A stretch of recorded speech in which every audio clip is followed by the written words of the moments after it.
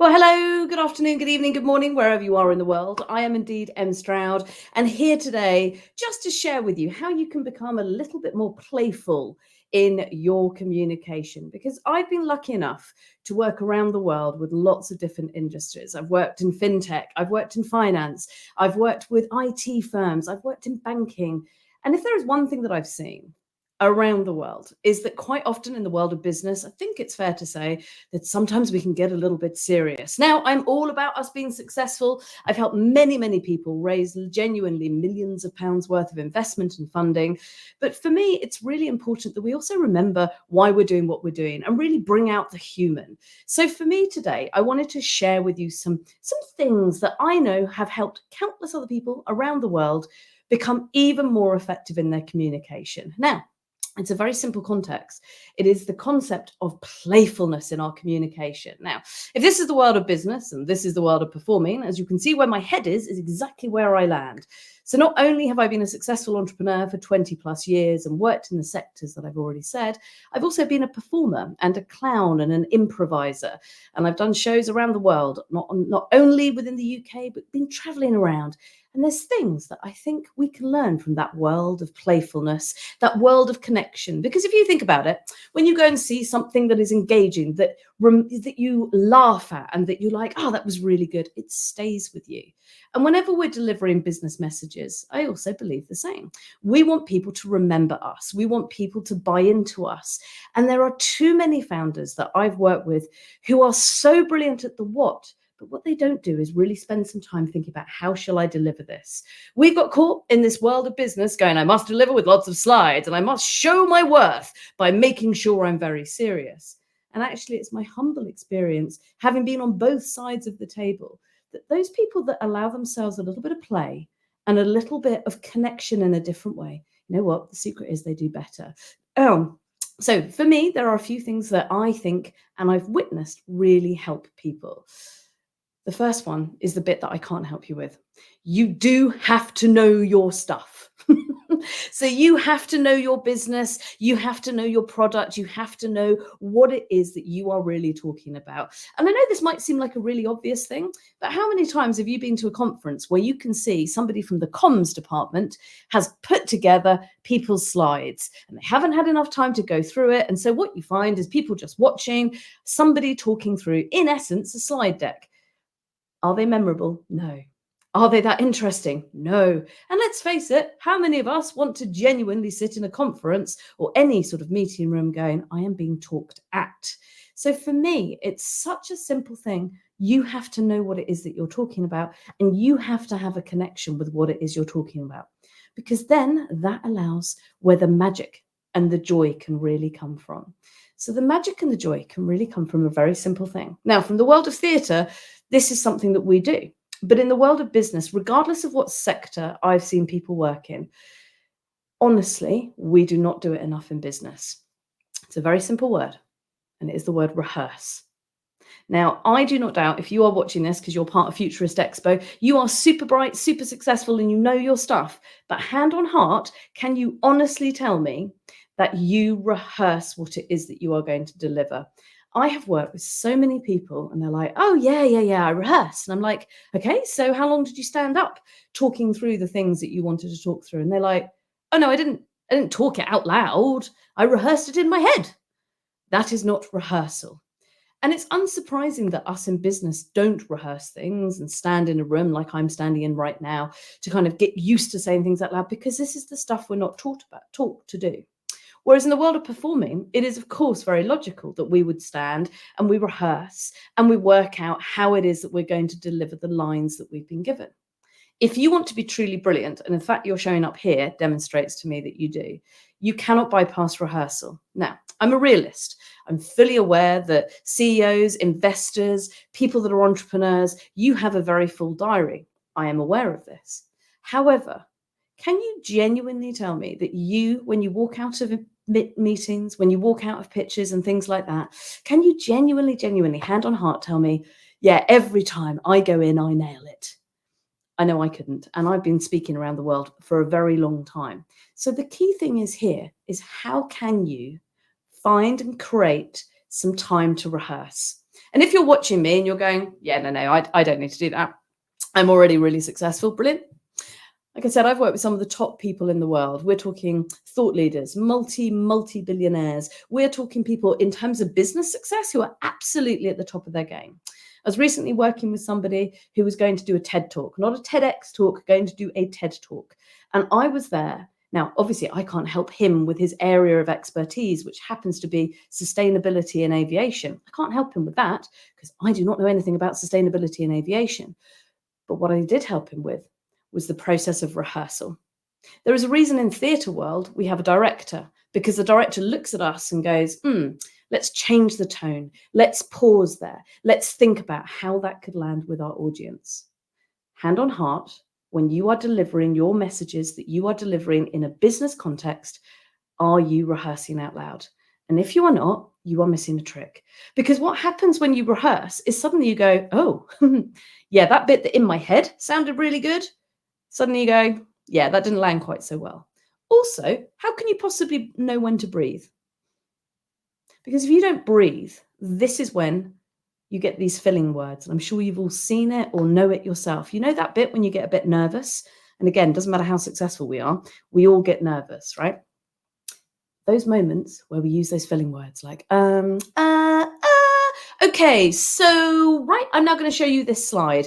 Those are filling words. They don't add to what it is that you're delivering. And let's face it, in a pitch situation, quite often, time is of the essence. So when you take time to rehearse, what you do is you actually find when you're going to breathe. And when you breathe, what that does is it also allows you to think about pace. Now, I love what I do, right? I've been lucky enough to travel around the world, delivering talks and working with really cool people. The challenge for me is that because I love what I do, I can talk really fast. One thing that I've witnessed is that quite often when we get nervous, hands up if you know, you recognize yourself, when we get nervous, we suddenly start talking really fast. And when we start talking really fast, I know you're all really smart. And right now you can keep up with me. But if I did this all at this pace for this whole time, you'd be like, whoa, who is this woman? So what you need to do is really take time just to breathe. Now, you all know how to breathe because we do it subconsciously all the time. But actually, when you take time to really breathe and rehearse, that's when you can bring in the playfulness. That's how you can change your voice. Again, how many times have you sat and you're like, I love this content, but the delivery is so dry that even though I want to stay with this person, I just can't. I'm just thinking back to my lecturer at university. His name was Terry Enright. He was amazing, but his voice was like this all the way through. And you would just be like, I want to listen to you, Terry, but I cannot bear it. So somehow we have to find a way of making sure that we use this thing, which is our voice. Now, I'm not suggesting, again, that you have to go and train and become an improviser or a performer to know what your voice can do. But if you never rehearse and go, I wonder what my voice can do, how can you bring the playfulness? If I was delivering this and had indeed started and just been like this through the entire time, after a period of time, that's going to make it harder for you to want to stay with me. We have an amazing tool that is this voice, but if you never play with it, how would you know? So if you're thinking, yeah, okay, but I'm very serious and I've got a very serious job, brilliant. So just play in meetings, play and notice what your voice can do. How can you change what goes on within your voice? The human voice actually has 24 notes, but generally we only use about 4 of them. If you want people to hear how brilliant you are, you have to allow yourself to utilize the tools. You have to allow yourself to use this whole thing that is your body. Now, because I was talking about playfulness and I was talking about communication, of course I could have chosen to have had loads of slides. But I figure there comes a point actually when this is about how do we connect? How do we truthfully engage with people? And I don't know a better way. And like I say, I have witnessed time after time after time, entrepreneurs, investors, people seeking to be promoted, to grow their careers. I have seen what happens when they allow themselves and they curate the space to rehearse what it is that they're delivering. Now, I'm not suggesting, lovely people of Futurist Expo, I'm not suggesting you have to rehearse absolutely everything because I'm a realist, right? Because of time. But the bare minimum that you should do, and this is the bare minimum that you should do, you need to rehearse your opening line and your closing line of anything that you're delivering, just so you know how it sounds. And like I say, I mean rehearse out loud. I've had clients that have managed to put, sort of their dog and their cat on their sofa and just rehearse directly to them. I've seen people rehearse, in front of their kids. And my word, if you want to get really playful and you're delivering some messages, saying it in front of kids or imagining you're saying it in front of kids absolutely will change your delivery. Now, I'm not suggesting when you go into business, you're like, hi, I'm going to be the kids' entertainer. Far from it. But what you will learn from that rehearsal process is, oh, my voice went up there. Actually, that really helped me land that point. That enabled me to take a pause, to take a breath. That enabled me to actually make sure that my audience could really hear what I was saying. I remember not that long ago, I was working with a startup. And as I know, with startups, quite often you're saying the same thing over and over again, going, how does this land? But the thing was, they got themselves into a pattern. So they were delivering it in pretty much exactly the same way. And not only were they doing it in a pattern, they were also doing it in a pattern where they couldn't let their idea land. And by the time they came to work with me, they hadn't managed to get investment of their second round. And they're like, I just don't know why. The numbers look good. We've got proof. You've got everything. Remember, I'm not here to help with the what. And I was like, let's look about how you're delivering it. And this leads me on to my next point in terms of how can you make things more playful? You have to add stories, people. You have to make everything that you're delivering has to be original, relevant, and succinct. That's original, relevant, and succinct. You need to think, okay, how do I connect with these stories? How do I make what it is that I'm delivering? And this could be the hardest load of business content. I once worked with a European tax law specialist. That's a European tax law specialist. As she said, it's not the most sexy of all subjects, not one that you would naturally go, I can make this playful, but she could. And she did with my help.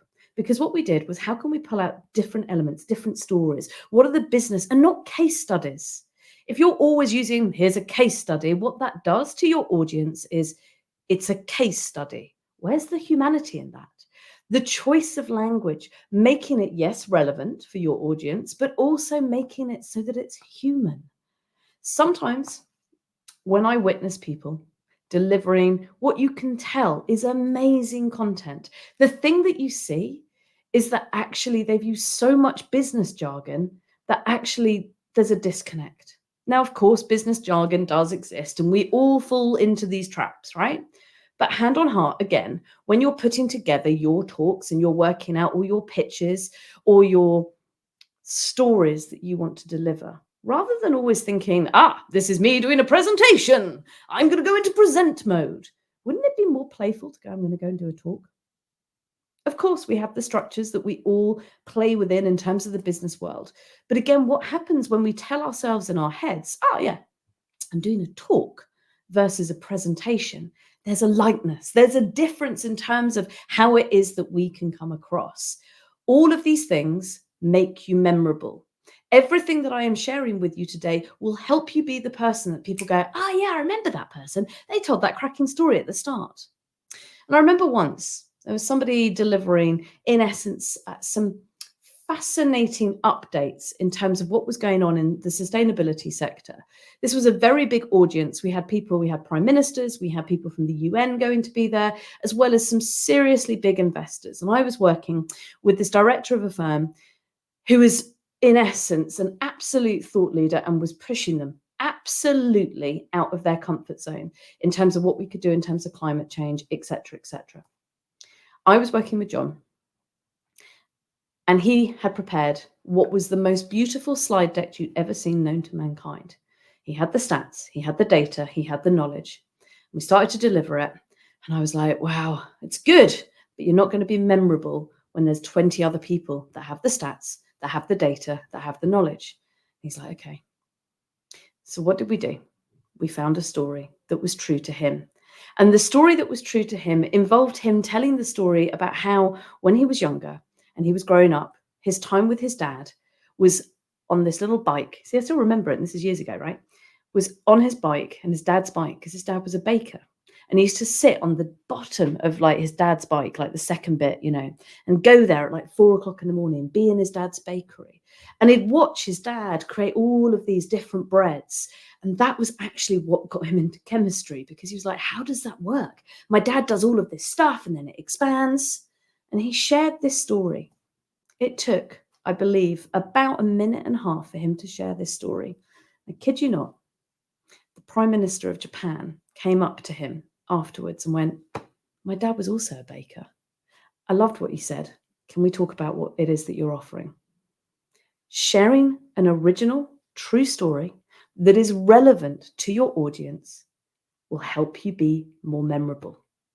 And also succinct.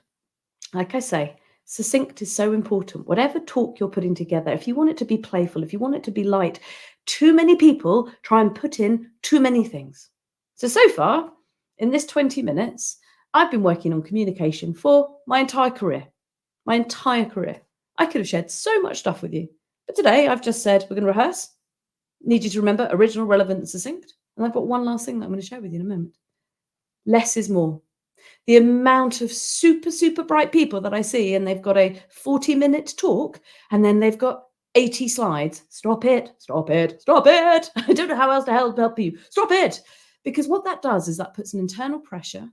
It also means that you are delivering content at such a pace that there's no space for it to breathe. And therefore, you've got no place to add your stories, the interest. Less is more. If you're in that lucky place where somebody's gone, I want to hear you talk, you want them to come up to you, go, oh, I'd love to know a bit more. If you're in a place where you're talking to investors, you're like, oh, I'd love them to come up to me and go, I love that bit. I love that story. Tell me more. I'd love to know what this could look like. That's what you want. But in communication, we get so fixated on, I must deliver all of my information right now. Where's the joy in that? That means that suddenly even sharing your wisdom and your insight becomes pressurized. And that leads me on to my last point. Got to find the joy. If you are delivering and you're lucky enough to be in a position where you are standing up and talking, and you are delivering, whether it's a pitch deck, whether it's a PowerPoint presentation, or whether it's you sharing your thought leadership, what an absolute privilege. But yet I see so many people, it's so heavy. And when it's heavy, what that doesn't allow is for you to go, this is why this matters to me. So I ask you, when you're standing up and you're delivering brilliant stuff, how do you really connect with it? How do you really find the joy? Now, as I've mentioned, I am indeed a clown.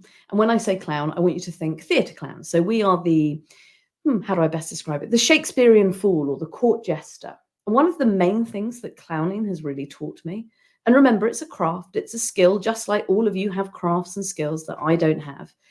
It's about finding the wonder. It's about taking those moments and really connecting with my heart as much as my head. And actually in the business world, that is what makes you stand out. Now, if you're watching this because you're part of Futurist Expo, you could be playing the world of AI. I mean, how cool is the world of AI? There's so many different things, so much exploration, so much potential. And trust me, I know, because I'm part of Improbotics, which is an AI and improvisation show. There is so much there. There's so much creativity, so much potential. Yet, hand on heart, are you still reminded all the time of like why you're doing what you're doing? People want to feel that you love what it is that you do. When I've seen entrepreneurs get investment, the ones that really, really fly, in my humble experience, and like I say, I've been working in that space for over 20 years. Yes, they've got all the brilliance. They know what they're doing. Yeah, take that as read. But what they manage to do is that they're brave in the way that they communicate. They do stuff in a different way. I mean, you could list, Steve Jobs and go, look at how he communicated. You can list many different people, but a lot of it was heart. Now, I'm not suggesting, and it's really important that you get this, I'm not suggesting you all have to become funny. I'm not suggesting you all have to go do stand-up courses, clowning courses, impro courses, although trust me, it would make you better as a human being because it's brilliant fun. But what I am suggesting is you can bring a lightness, you can bring a levity to things, which then means when you finish your day of work, you feel better. And it's also that beautiful thing because when you bring levity and lightness, you know what, as human beings, we all feel it. Let's face it, we all spend a lot of time at work, right? And especially if you're in the entrepreneurial startup place, it is hard work. And remembering, just like clowning taught me, to bring those little elements of joy, to bring those moments of wonder. Those are the things that light us up. When I see somebody, they could be talking about stuff that I absolutely do not understand. So I remember once at a conference, there was a man, he was talking about coding. I do not know anything about coding, but the way he spoke was so infectious that it made me want to find out more about him, find out more about coding. And he did it because he was allowing his own sense of joy to really come out. So when you are standing up and you are speaking and you are pitching and you are presenting and you are talking, what I urge you to do is take some time when you're rehearsing and go, why does this matter to me? And this can't just be this hard-nosed business thing, because you are the person that somebody has paid to hear speak. So bringing the joy for me as a speaker and bringing the playfulness is at the heart of really, truly landing your message. Now, talking of landing my message, we're now at 1:21, and I was beautifully told that you should do 21 or 22 minutes, and then we can have questions and answers. So hopefully, with my 20 plus years of experience, I might be able to answer some questions that you have as you're watching this. But yeah, to make stuff more playful, rehearse. It's that rehearsal that will give you the freedom to play when you're on stage. It's the rehearsal that allows you to improvise, to respond to the audience. It's the rehearsal that allows you to be grounded and be brilliant. When you're delivering your expertise, be original, be relevant, and be succinct. So less is more. Stop trying to put everything in, because that puts pressure, which then means you can't be playful. And remember, always, always, always find the joy, find why you're there. And it can't just be as, I have to go and deliver that. Because then you're another person that, if you're going to spend all of the time going to a conference or watching something like this or being part of something like this, find the joy, right? Because if you can't find the joy, honestly, you're missing out. And therefore your audience is missing out. So there you go.